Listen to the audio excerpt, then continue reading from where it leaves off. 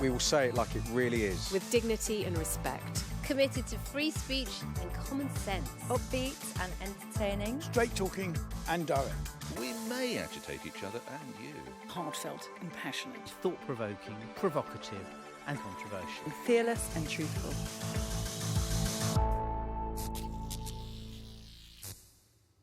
Hello and welcome to The Pledge.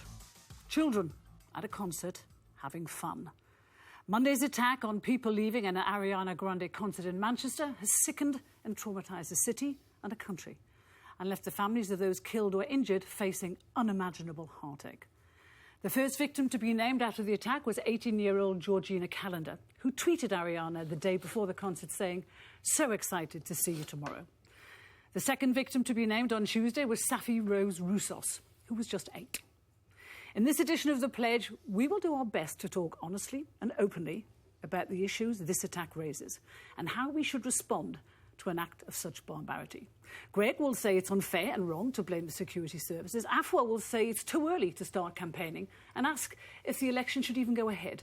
Nick says local neighbourhood policing must be protected. And Rachel will ask if it's time to talk to the terrorist. But first, it's me. In the hellish days since that terror attack, we've seen grief so raw, so visceral, it tears at the soul. Children are dead. Innocence is dead. Families and their lives have been changed forever. So when I hear people saying we have to unite and carry on as normal, I want to scream. Because there is no more normal. The slaughter of 22 innocents isn't normal. Dead people can't do normal, and their devastated families will never know normality again. Yes, I'm grieving. But I'm also raging, not just at these senseless murders, but at the expectation that I'm just supposed to keep calm, hug people and accept what's happened. But it's hard because if I say what I really feel, I'll be slated as Islamophobic. If I point out the obvious, I'll be inciting hatred. I'll be offending Muslims. And that, it seems, is more important than children's lives. As a society, we've been programmed not to offend, not to get angry, not to hate, not to question. Tolerance is the watchword.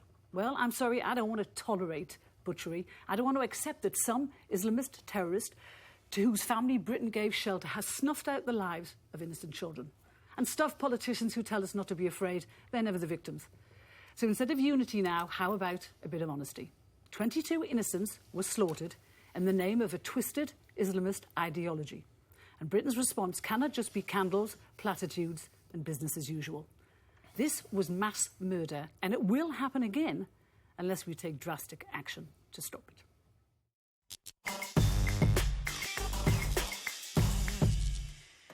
Carol, I agreed with a lot of what you said. I think we're all grieving. I think we all feel emotional about what has happened, and it is a tragedy, and I just don't think there's any need to debate that, and everybody is entitled to react the way they want to react. Now, you said that you don't want to hear that we should be united. That's fine, that's your opinion, but I've heard that coming not from politicians or from people sitting around a table like this, but from parents who've lost their children in Manchester saying that they want this to make people come together and stand stronger. So I don't think that it would be right to claim that you have more moral authority to say how we should react than them, but you're entitled to your view. Opinion. That's fine, and I respect that. I mean, I think there are a couple of things in what you said, given that broadly I agree with almost everything you said. There are a few things you said that I do want to pick up on. I mean, one, you said that politicians are never the victims of these kind of attacks. What about Jo Cox? She wasn't a victim of an Islamist terror attack. So that makes her being butchered in broad daylight less painful.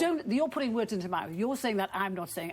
We're talking, this subject is about a terrorist attack, an Islamist terror attack. Jo Cox was savagely butchered, and please don't put into my mouth that I'm saying that that's an OK thing. And what about the Westminster attack that was specifically targeting the House of Commons that left MPs, some of them caught up for hours and fearful? OK, tell me something. Scared. Tell me something.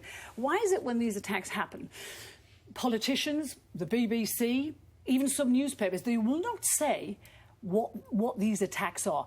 Let's just get one thing straight, that all the attacks in this country, in Paris, in Brussels, in Berlin, they were all committed by extremists who were radicalised by preachers or preachings which were supposed to be come from the Quran, which were supposed to be inspired by the Quran. That is a fact. We know that to be true. But why is it in this country that even though Islamists, I want to be careful what I say, Islamist attacks they are much more frequent now, they're much more barbarous, and yet in this country we cannot talk about it. It's totally unacceptable. I will bring everyone else to into talk this. about. This brings me to the other thing I wanted to ask. You said that you feel you can't say what you want to say for fear of being labelled Islamophobic. What is it that you want to say? Say it so that we can debate it. OK, what I want to say is we have to stop pussyfooting around the fact of who these attacks are committed by, so as not to offend certain members of the Muslim community. I believe that good and decent Muslims know we're not talking about them when we're talking about terrorists. And this is the problem where we haven't tackled this because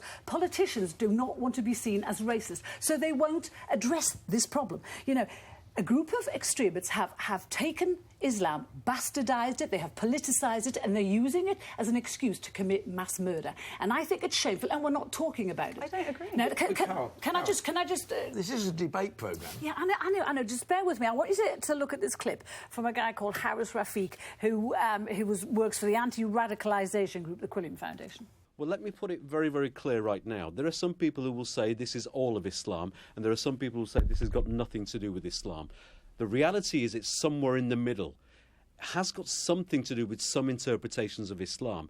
And what we mustn't do anymore, and people won't accept this, I don't accept this anymore, is for people to turn around and say, this person was not a Muslim because he was. He was practicing a form of Islamist, Salafi, jihadist Islam. And that's something we need to tackle head on.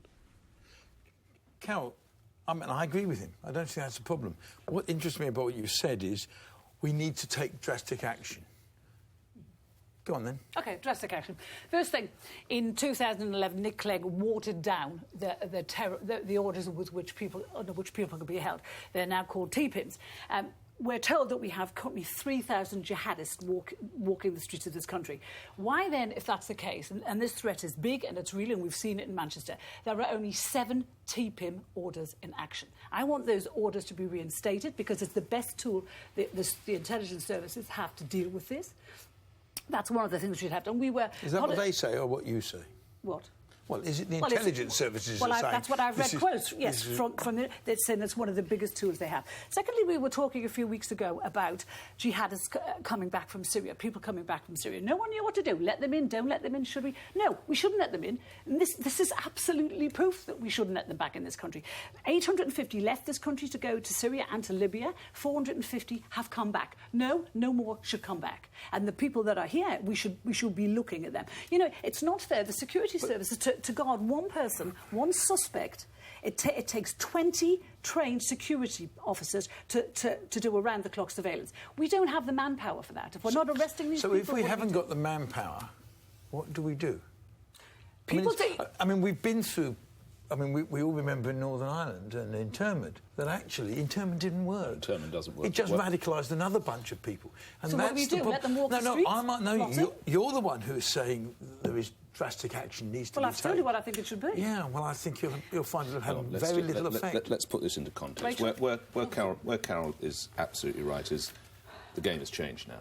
Yes. Because in some dark corner of some hideous ISIS planning cell, they decided to effectively go for a Disney concert. Yes. They are coming after our children now. This girl's fan base is like 8, 9, 10-year-old kiddies. They're coming after our girls, especially. They're coming after... Possibly right, Rachel. Yes. Yeah, absolutely. So the rules have to change. Where I agree with Carol, I don't agree with everything you said, Carol, but where you're right, the rules have changed, therefore. There are about 3,000 people who are, quotes, known. It is ridiculous. At the lowest level, that might be you've been on the website a few too many times. I think we can relax about that. But when you consider that the Westminster attacker was known, when we now know that the Manchester bomber was known, TPIMs, which have replaced the control orders, are much, much, much less restrictive. Under the old court orders, control orders, you could be told where you had to live. You were on a 16-hour curfew. You were banned from meeting named individuals. You were banned from using the internet or banned from using the phone. Let's rip up TPIMs. They clearly don't work. Yeah. Let's bring back in the court orders. And for the most extreme cases, if we've got 3,000, let's say 5% are really bad. That's 150 people. Do you know how many are on TPIMs? We've got 9 tags. 7's left. 7 tags. We've got 7 tags. I am arguing. And do you know how much it costs to tag someone a week? £13.14 to have a tag. Let's tag the worst of the worst. Absolutely agree. And I think I agree with a lot of what Carol said, and that we all listen to and watch the 1 minute silence, and it's impossible not to feel it. I think we have to sort of distinguish our response a bit, though. I think there's a human, emotional, civilian response to this, in which we have to allow people their own to express what they feel. I think there is also there should be a statist governmental response to this now, because we are in a situation. Theresa May's put troops on the streets, which we're going to talk about, but I think we need to look again at the fact that there are 3,000 of these people on our shores and how impossible it is not to have them here. I mean, look at the mess Theresa May got in when she tried to deport Abu Hamza. You know, how many years did it take her to do that? And yet we have 3,000 of them here, possibly plotting more atrocities. This is a situation, I agree with Carol, but I don't think the response is we've got to panic. I think I'm much more in favour of what the mother said today, whose daughter died. Move on now, but sticking with that theme of what the state governmental response should be, this has become a week when just watching the news breaks your heart. Children and young adults murdered at a pop concert. Parents desperately appealing for news of the missing. It's pure horror. It's also unprecedented in many ways. This week's attack was the worst of its kind Manchester has ever seen. It's resulted in the terror threat level being raised to critical for the first time in a decade. The decision by all the main parties to suspend campaigning this week was unquestionably the right thing to do. But what happens next? This creates a dilemma.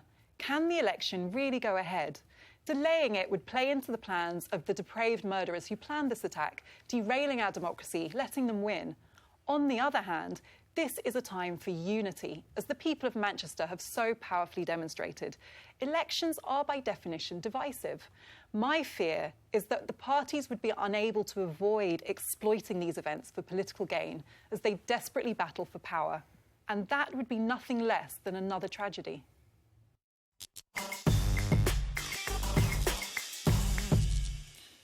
I think you're going to see a very different general election campaign as we enter the final stages. There'll be quite rightly, there'll be nothing like the level of insult, biff and bat that we might have endured. And at face value, when the team said what you're going to be discussing, but then actually, and I don't know that we're giving in to terrorists, but do you not see you could set a hideous precedent in that every time a general election or even council elections came, or even another Brexit vote, whatever came around, they think, right, this is the time, let's go out and do a bomb, and we can completely tip the apple cart of democracy. So I get what you're doing, and I know it's driven from the right feelings inside of you, but sadly, the show must go on, the election must go on, albeit rather muted. I mean, I said it was a dilemma because I think, I agree, I don't think there's a good answer on either side, and presumably that's why this attacker chose this moment to cause maximum disruption and, maximum confusion in a way. But I hear what you're saying about that the tone of the campaigns will be different now. But I remember during the referendum, I mean, the murder of Joe Cox, well, obviously also so tragic, was on a different scale. It involved one person tragically losing their life. And I remember that being a moment where everybody stopped and said that the tone will be different. And it wasn't. Before long, it reverted to business as usual. We can't let this derail the democratic process, because then they will have won if we do that. But what I think this does mean for the election, I think Theresa May now has a much tougher job on her hands, because before this was literally about Brexit for her. Now this is about her also convincing us that she can protect this country and its values against terrorism. And I think that's, she made a great speech the other day. It sounded good, but fine speeches are no good anymore. People are sick of speeches now. People out there who've been affected by terrorism want action. They want to know that we are going to be protected. Well, let's see what the party leaders do have to say. We've got a clip. All acts of terrorism are cowardly attacks on innocent people. But this attack stands out for its appalling, sickening cowardice, deliberately targeting innocent, defenceless children and young people who should have been enjoying one of the most memorable nights of their lives. It's the most appalling act of violence that's taken the lives of young people who were at a music event to enjoy themselves. People must be allowed to enjoy themselves at a music event. This is an appalling act of violence against people, and it must be totally and unreservedly and completely condemned. It's utterly heartbreaking. It's been made all the more clear to me this morning as I spoke to my kids, all of whom each had a friend or more at the gig last night in Manchester. And we know that every terrorist attack on our country is an attack on every single one of us. I mean, I'm a bit like you. I'm split on the issue. I do think you have to make sure they don't win. And stopping the election would, to an extent, mean they've won. But also, there's another side to it, which is, I think, I don't know that what the election result is as a result of this. I don't know what it means. And I'm not sure you should hold an election in these circumstances. So I'm like you, I'm You're split. arguing against yourself, then, in a way. Yes, I am. I'm on Right, both okay. sides. I'm on both sides. I think to have an election in these circumstances is going to be incredibly difficult. And yet, I don't think it is. you must carry on. No. It is Correct. difficult, but it is correct, Rachel. Sure, I it's don't difficult, understand but the right. argument about not having an election. What we are going to see more of these random terrorist events. It's going to be like, you know, IRA bombs. We have to incorporate them into our schedules, Greg. And I think that to say we have to suspend the election and then what? When do you hold the election? We go through another election, general election campaign like this. We can't. We've got to stick to plan. I think we will stick to the plan. We are sticking to the plan. My concern is that prime ministers in these circumstances gain an awful lot of benefit. An advantage. Well, I mean, I think in a sense... You won't necessarily get a fair election, and this is for running a bit for the next 5 years. You won't necessarily get... Because prime ministers do get, because they are in charge... It didn't help Hollande, actually, did it? After, you know, the Bataclan, he was standing... I know he was standing there. He did very well.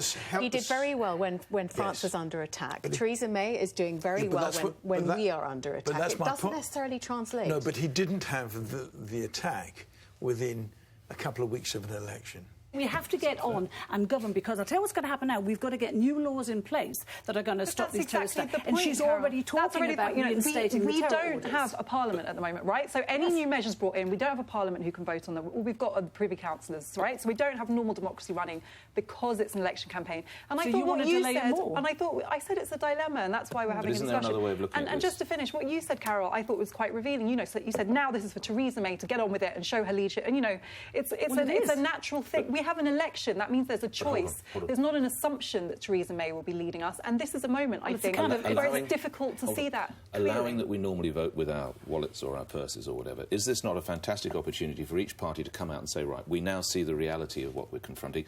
We as Conservatives believe this, we as Liberal Democrats believe that, we as Labour believe the other, and we as UKIP and Green and anybody else. And then we can actually debate it and with an almost immediate reaction to the policies that they put forward. If I was working for one of them, I'd say, right, this is how we capture the nation's... It's an emotional reaction, not a because we're all feeling very emotional. No, this is the now. national security election now, I think. Yes, I think Nick is absolutely right. And I think it behoves all the parties to spell out exactly how they're going to react to this and what they're going to do going forward. Absolutely right. I think that's right, but you don't want rushing to judgment. You can't change events, dear boy, events, Greg. Yes. We can't help the fact that it happened. Sure, when we can't it did. help. What do you do if there's another atrocity in the next... before the election?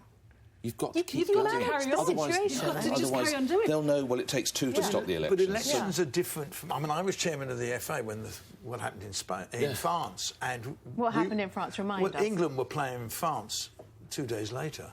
And we were very keen to go ahead, but we obviously had to get the French FA. But we did it because normal life... And Prince William went, didn't he? Yes. Prince William came the Prime Minister, everybody turned up. But hadn't a bomber tried to get into that game? That's the right approach. He tried to get into the game in France. Speaking of football, I want to just get this in, because I've personally found this very moving. You know, speaking about unity, recently Man City put out a tweet in which they emphasise unity with who, as we all know, are their bitter rivals, Man United, saying a city united, with both the Man City and the Man United logo on it. And this is not a normal time, you know, and I think it's incredibly moving and, for me, heartening to see the way people are becoming united. And it's clear for many of the victims and the families that means a lot. And to me, an election campaign, as I said, it's the opposite of that, even if the tone changes. But that's the nature of the beast of software. One vote we can take, which is my vote, that we must move on, team.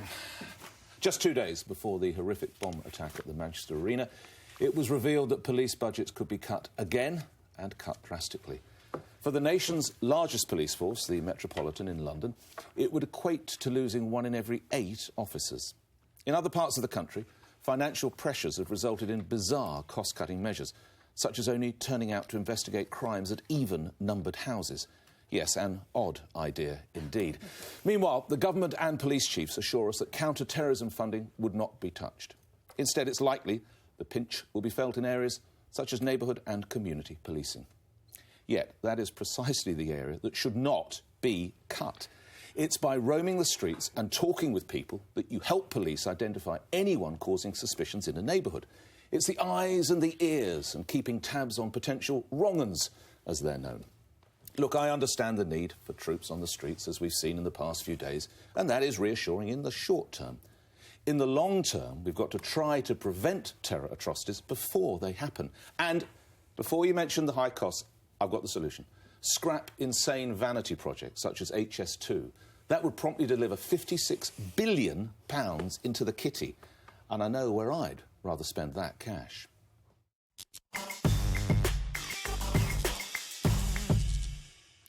Well, of course, what's happened to the police force is just part of the whole culture of austerity that we've lived through now for 7 years. I agree with you entirely. You know, it doesn't happen very often. That is a rare moment. Tragic that it's taken this, but we've got there. But I agree with you entirely. I think it would be a mistake. We've lost 20,000 policemen in this country. Yes. It would be a mistake to lose more, and we probably should put some back. You know, the trouble with a society when it gets into austerity, it makes... And you can see it in lots of areas, because you're certainly seeing it in social care. And those, things get cut that actually are very damaging to that society. Now, are there other ways of funding? I think the trouble with your HS2 idea is one is capital and one is revenue. So economically, it's quite difficult. But I do think we have to look again at certain things and say, is that right? And I agree with you on policing entirely. The point you made about community policing, you're absolutely right. These are the guys. You know, there are not a lot of bobbies on the beat now as we stand, but when these cuts happen, there's going to be even less. And you're right, these are the people who will be living and talking and working with people in the Muslim communities who will hear, as you say, if there's a wrong. And they're the ones who will be talking to the imams in the mosque. They're the ones who will see kids growing up who at 14 are one thing and who at 16 are something else. They're changing. And to cut that, I think, is incredible. I mean, Cressida Dicker said she's not going to... the Met Commissioner. On terrorist funding. But this is, in a way... Well, they can't on terrorist funding, so God forbid... So, in a way, this is so the next time you will see the incredible level of kit that these men and women have. I mean, the way... And quite rightly, they've got every kind of radio, they've got jammers now, they've got... Amazing. What we won't have is blokes and women walking down the streets talking to people. Exactly. Just because we're all talking about the cuts and we have lost 20,000 police officers since 2010, I have to put the view of the Home Office, who've said that in response to those reports about the cuts, the 2015 spending review protected overall police spending in real terms, and the 2017-18 police funding settlement maintained that protection. Amber Rudd has also said that apart from the rise in violent crime over the past year, crime has fallen by a third since 2010. Well, but it depends on what stats you look at. I think the Police Federation, to counter that, has come out today to say that we wouldn't need 1,000 troops on the streets if there hadn't been 1,000 sackings or wastage in the force. I'd like also to see the police actually saying what we need to, how we need to deploy police resources in a national security crisis such as we have. For example, just one sec. Go ahead, no, please. Is it right, and this is going to be probably very unpopular, to deploy and devote so much resources, both of the Crown Prosecution Service and police, in investigating historic child sex abuse? Because the evidence there is that it's been an incredible spike. It's really draining time and money away from actually keeping our streets safe. And a lot of those investigations haven't been justified. They've thrown up nothing. But where I'm not sure I agree with you. I'm not sure many more bobbies on the beat will necessarily, find these sorts of people. I'm not sure that's true. But I think what they will do is give more security, more feelings of security for people. And that's going to be important. The terrible thing is, these things are now happening so often in different parts of Europe, really, or different parts of the world. How long before we just do go back to normality? Yes. Quite quickly, I suspect. Can I just disagree with you? I actually agree with you today, which I'm also finding... It's a rare day. Yeah, it's a rare day. Remind us what generally about the fact that community policing and police forces is not, there's no substitute for that. Yeah. You said that you kind of feel somehow comforted by the presence of soldiers on the streets. I feel that knowing that the reason we have the military being deployed is because the police don't have enough resources. That's not. This is a horrific own goal for the woman who was Home Secretary and is now Prime Minister. And the minute we're in trouble, she calls for the troops. Exactly. And we all, I think, probably accept that we need to do what we need to do to create security right now. But at the same time, it's not good in a democracy to have armed military personnel on the streets. It's not a good situation. And the other thing I just want to say about policing is I think that.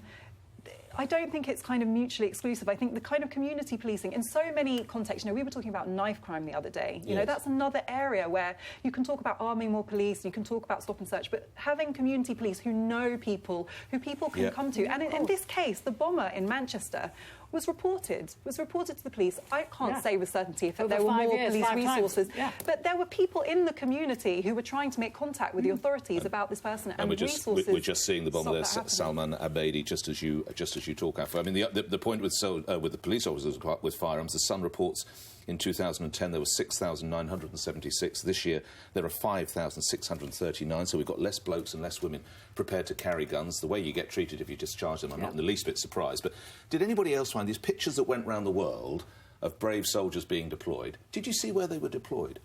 10 Downing Street, where you can't find more armed police officers, Buckingham Palace, which quite rightly is guarded, and the Palace of Westminster. Why aren't they at Paddington Station? Why aren't they at the Arndale Centre? And why aren't they down at... No, they are at railways. They are at railway stations. Why are they flooding Downing Street with troops? Ordinary people are so safe as it is. Chelsea Flower Show. In my time, I was chairman of a big theatre group, and I was chairman of the FA. So you had. Is there anything you haven't done? No, but the point I'm trying to say is, I regularly thought, what do you do if someone gets in here?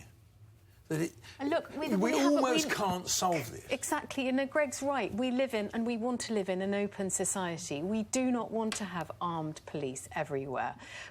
We're not living in Stasi Germany. When the threat goes to critical, don't they have to be deployed? Isn't that part of that order? No, it's not. I don't think this has. When has this happened before? But to be fair, Mrs. May was the Home Secretary for a long time. I'll take her judgment, and her judgment was this is needed, obviously on the advice of her security services. They're in Manchester, presumably, which is where they think this might happen again. But all I'm saying is I don't think this shouldn't be political. And I think you have to accept that she is getting advice, and that's the judgment, and that's what's got to happen. You're right. I mean, when do you stop it? We don't know how long this is going to go on for. Let's hope she's taking advice from a different person than she was last week. Well, if you go to Paris... if you've been to Paris recently, I mean, it's chock full of soldiers. You don't go through a French airport without soldiers on the machine guns now. No, it's absolutely true. But what remains to be seen is the political timing of this, just to come back to this, because it could be seen that this just highlights the fact, the figures that I think you ran through, I can't remember that I ran through as well, and you talked about, that we've allowed the police force to be denuded by this amount, which is what, as you rightly say, Rachel, the Federation is pointing out. And how can the police say crime is going down when we have figures in front of us now that say knife crime is up 24%, violent crime is up by 43 or 45%? Because if someone breaks into your garage and steals your strimmer, they won't even bother to turn up. The problem with the problem with the kind of community policing you're talking about is it's one of those things, like kind of air. When it's there, nobody notices. If it's working, you don't notice it, you don't appreciate it. It's only when things go wrong that you start to notice it. And I can see why it's a bit of a soft target, for cuts, because when it's there and it's working, we all take it for granted. But it was weird, isn't it, that it was a Conservative... It was the coalition to start with, but a Conservative-led coalition who took on the police force. I mean, you wouldn't have predicted that in most of the post-war Britain, that it would be a Conservative government who decided to want to reorganise the police force, who wanted to cut a lot of police... And they've got away with it so far. And as you say, they might not get away... It might be now seen as a mistake. But I don't quite know how you go back to discussing almost that in a political campaign at the moment. Well, I think what Rachel said that really does chime is that this will be a national security election. We all thought it was going to be a Brexit election, and of course we'll be hearing the politicians in the next couple of days. It all resumes, so it's going to get pretty lively over this weekend, I imagine. But it is going to be security, isn't it? It is going to be security. OK, I'll have to interrupt. I'm afraid it's me next, and I want to say that even though it's difficult, we mustn't start blaming the security services.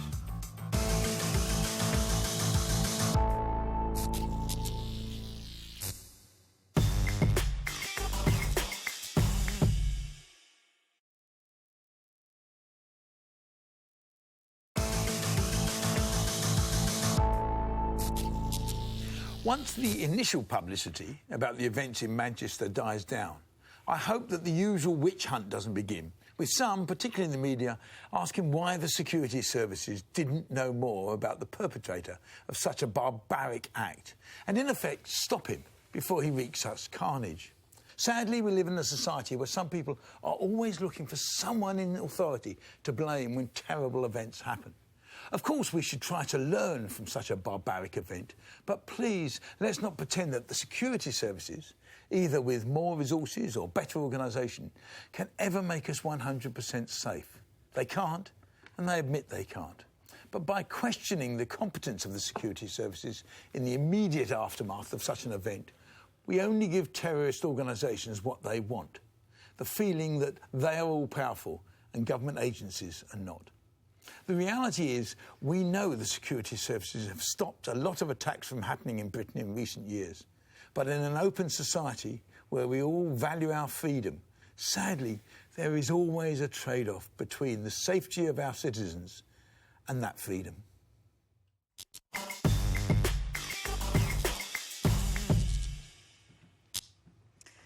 Before I start, actually, I'd like to say, on behalf of all the panellists, how sorry we are for everything that happened in Manchester, to send our condolences to all those who've been affected by this. It could possibly have been prevented, Greg. We don't know. Andrew Parker, the head of MI5, always says that, you know, they have prevented 13 similar attacks since 2013. But it has to be said, the defence of the realm and our citizens is the primary duty of government and all its associated institutions. And this was a failure. And have they said sorry? Not yet, as far as I know. 22 people have died. They knew this man was known to the authorities. Can we not say they failed in this case, Greg? Oh, I mean, they've always said, look, we can never stop everyone. In the end, we can stop 15 and the 16th, something happens. I don't know how in a society, in an open society like ours, you actually prevent every such radical Islamist from doing this sort of thing. This was someone who was on their radar, and he has been on their radar for 5 years. Look, I get the fact that the intelligence services, you know, they're working with their hands tied. They're working to try and beat domestic legislation that stops them doing their job, and they're working trying to beat legislation from the European Court of Human Rights to do their job. I get all that, and we should all say we're very grateful to them as well for what they do. However, something went wrong here. This boy was on the radar, and even when Theresa May was talking about this the other day, she said he was sort of on the radar. No, he was very much on the radar. No, Amber Rudd said he was on the radar up to a point. Up to a point, that was the word. Up to a point. He should have been very much on the radar. You know, he came, his family came from Libya. His father fought for an Islamist army in Libya. He came here. The brother is involved. He's involved. This is classic. Could be involved. But you're making that assumption now. We don't know. And all I'm saying is, of course, there needs to be a significant piece of work done on said, should we have known, what could we have done better, how could we have done it? What I don't think you want is a witch hunt, because actually there's a guy called Laurie Friedman, who is the Professor of War Studies at King's College, who says of the terrorists, their aim is to create an impression that people lose confidence in government, security agencies, police and the army. And that's the danger.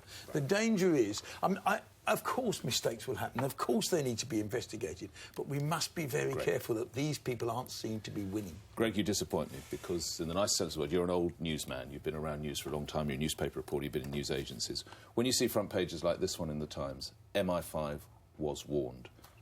When you see this in the Daily Mail, damning questions for the security forces. And when, hang on, we see the Daily Telegraph, 5 missed chances to foil the bomber. Greg, you talked about its try to learn. You didn't quite say the politician's line, that lessons need to be learned, but you were damn close. It's not a question of saying sorry, Rachel. The relatives don't care about saying sorry. What it is a question about is trying to ensure this doesn't happen again. And to pick up on Carol's point, put yourself in the position of a decent, law-abiding, as the vast majority are Muslim in Manchester, 2 of whom, separately, have phoned relevant police forces or security agencies for 5 years. One 5 years ago and then again recently. So these 2 have done exactly they're told to do. If you know anything going on in your area, his mosque shopped him as well, if you will. They phoned the relevant agencies. Still, they don't do anything. Then, according to US intelligence and US news, and thank God for the US, otherwise you wouldn't know anything that's going on, apparently 2 members of his extended family also phoned in concerns. So we have 5 different people, reportedly, on a series of occasions over 5 years. I know I have a sense how hard it must be to run one of these security agencies.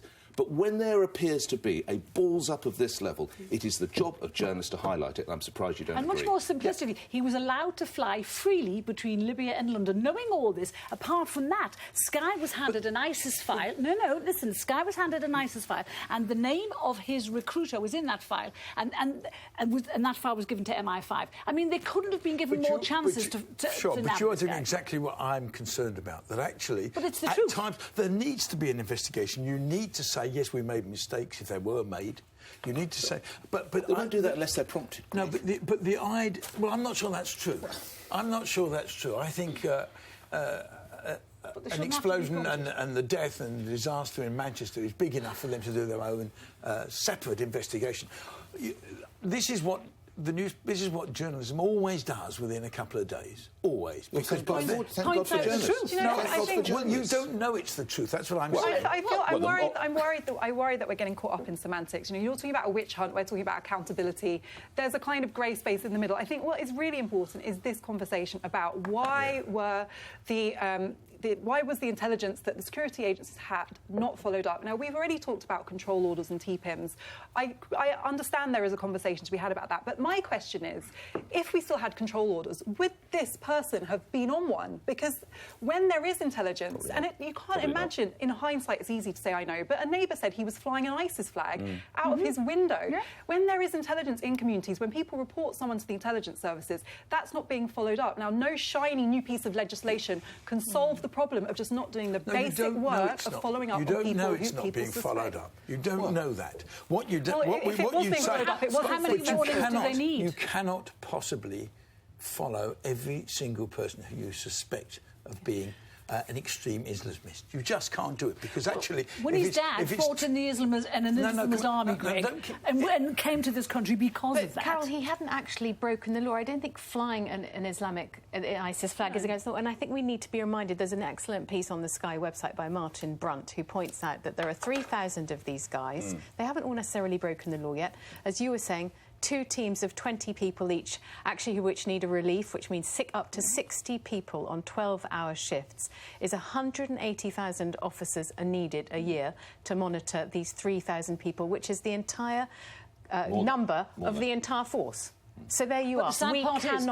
We cannot monitor and surveil these people. We have to accept We can only monitor 50 at any one time. To me, it's about being strategic, you know. We know, for example, that the security services have a problem with recruiting Muslims.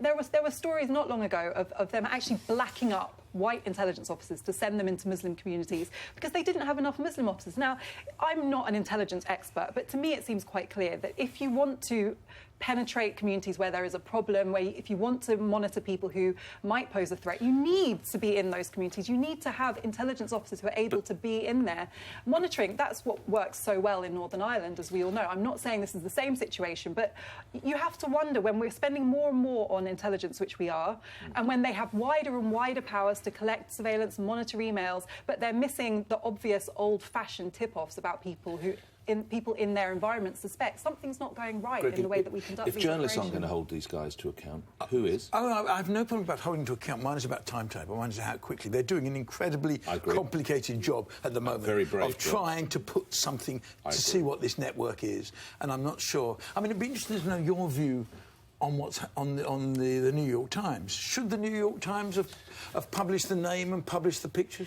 We can't get into that. I mean, I'm sorry. Maybe next time. I'm sorry. I mean, I'm in 2 minds about whether I want to read what's happened on the streets of Manchester in the New York Times. Anyway, it's my subject next. And although it might seem callous to say this now, I think sooner or later we will have to consider talking to the terrorists.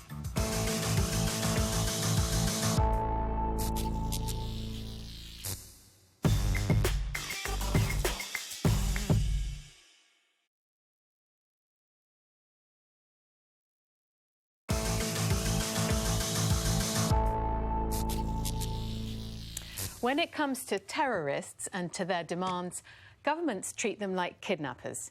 Dick Cheney, a former US vice president, said, "We don't negotiate with evil, we defeat it."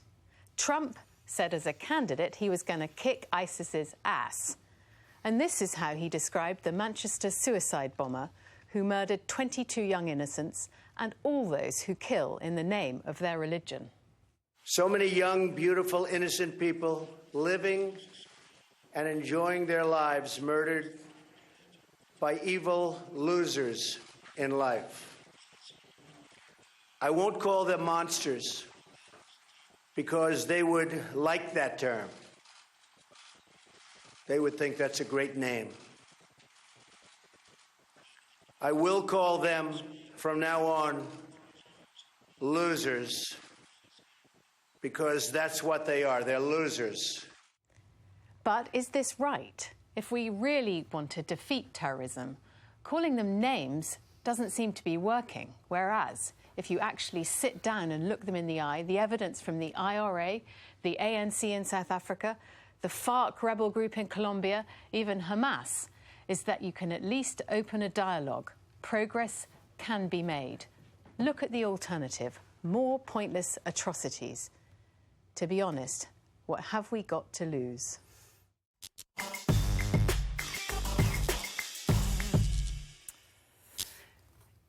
I'm just wondering who you're going to negotiate with, for one, because there is no leader, there isn't. And what's to negotiate? They don't want... There's no solution for them. All they want to kill you, they want to kill me, they want to destroy the West. Yep. They have said their aim is they want this country to be a caliphate with the ISIS flag flying over Westminster. So they don't want to negotiate with us. And there is nothing to negotiate. If someone wants your destruction, it's not like in Ireland. Ireland wanted a free Ireland. That's what the IRA were fighting for. This is entirely... So they had a goal. This is entirely different. There is no goal apart from the destruction of the West. I agree with you that we're not going to sit around talking to men in, orange jumpsuits about the creation of a caliphate. But there are things that could be talked about. For example, the oppression of the Sunnis, which is what has created a huge amount of jihadi terrorism emanating from, as we know, what happened in Iraq and Syria, which these are topics that need to be at least aired. They don't care. They kill. You know, the fact they have killed children. How do you know they don't The fact care? They've killed children in Manchester this week. Of course. We're not people to them. The IRA, we're not people to them. Children We're kafirs. We're not people. But the argument you're making is the argument Margaret Thatcher used to make. You know, we won't talk to these people. My problem is I don't know who you talk to. Who do you talk to? I don't know who you talk to. And you're right in the sense that what is the political objective? There isn't one. I don't know. I mean, it certainly is that you can't go out as you do wearing a skirt and just being a human being. They don't want that. I agree. It's an online army. Lots of them seem to be self-radicalised. But we know from ISIS that they have a command structure. They are quite well organised. Luckily, a lot of them are being degraded in Syria now, which is good news. But, for example, we could talk to them about maybe having enclaves for the Sunnis, such as you have for the Kurds, Nick. You're applying tactics that did work in Northern Ireland, and just to underscore Carol's point, and even respectfully, the ANC and the IRA, we knew what they wanted.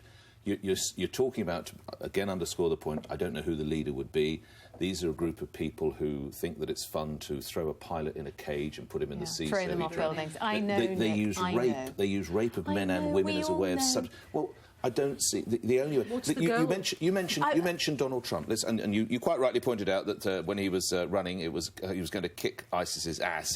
His language, as you've shown, has changed a little bit, but he's also talked tough as well. Look at this. A better future is only possible if your nations drive out the terrorists and drive out the extremists.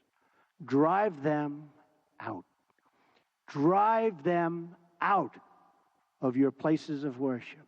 Drive them out of your communities. Drive them out of your holy land. And drive them out of this earth.